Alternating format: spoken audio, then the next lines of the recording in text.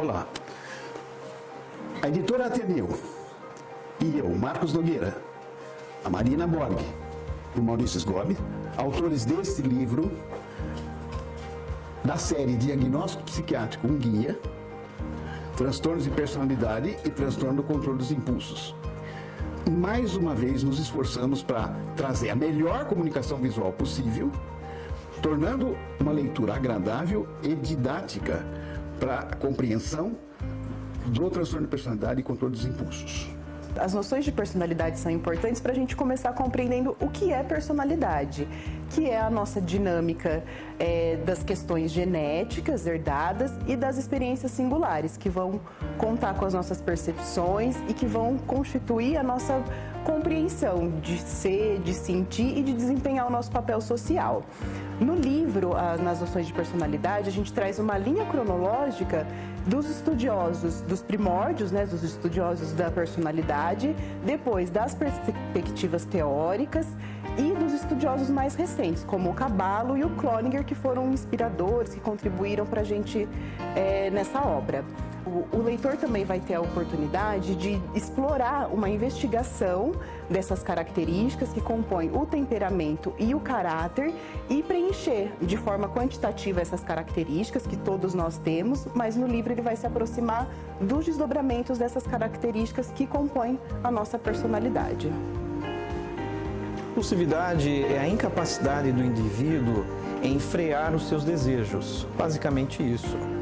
Um dos exemplos mais comuns que a gente pode citar seria o jogo patológico, que são atos repetitivos ligados ao jogo, caça-níquel, carteados, games, jogos eletrônicos, em que a pessoa ela caracteriza-se, gera prejuízos na vida dela, principalmente prejuízos financeiros, prejuízos afetivos, prejuízos na ordem familiar e principalmente no aspecto funcional.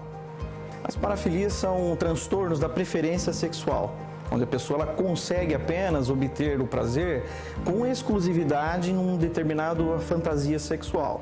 Por exemplo, o sadomasoquismo, onde a pessoa obtém o prazer com o sofrimento do outro. Basicamente, ele consegue ter esse prazer com o sofrimento alheio, né? O transtorno de personalidade é um transtorno quantitativo, ou seja, uma coisa que é para mais ou para menos daquilo que é normal na personalidade. Um ou mais aspectos. Por exemplo,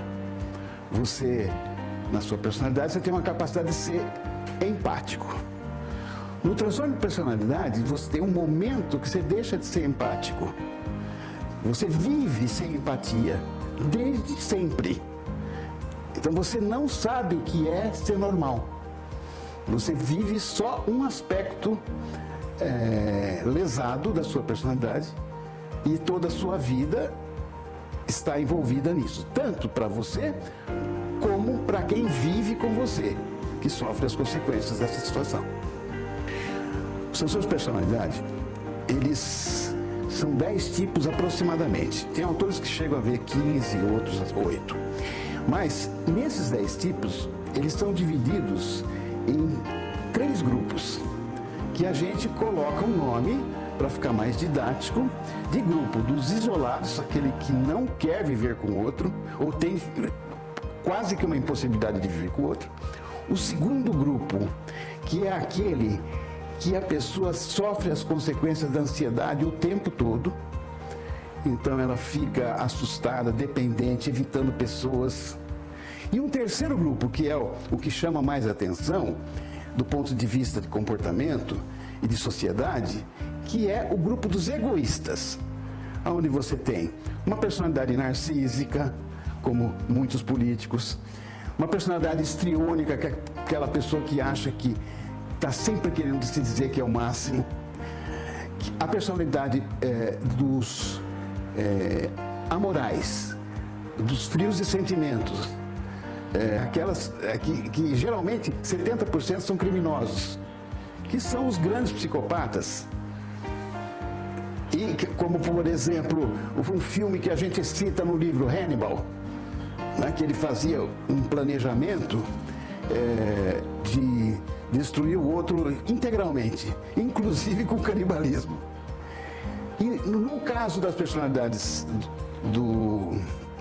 dos isolamentos, você tem um filme que o Perfume é um rapaz que fazia perfume com a essência das pessoas, com o sangue, fazia uma coisa que ele viveu aquilo, ele não tinha contato com ninguém, ele não se importava em namorar nada, ele só queria fazer aquilo na vida e vivia isolado. Acho que todo mundo, quem não viu o Perfume, ele também é citado no nosso livro.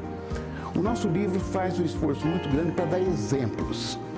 Agora, o forte do nosso livro, que as pessoas vão se apaixonar, são os cartoons de cada transtorno de personalidade. Tem um artista que trabalha junto com a gente, que é o Camilo Riani, que é absolutamente incrível para traduzir o que é uma pessoa através dos cartoons dele.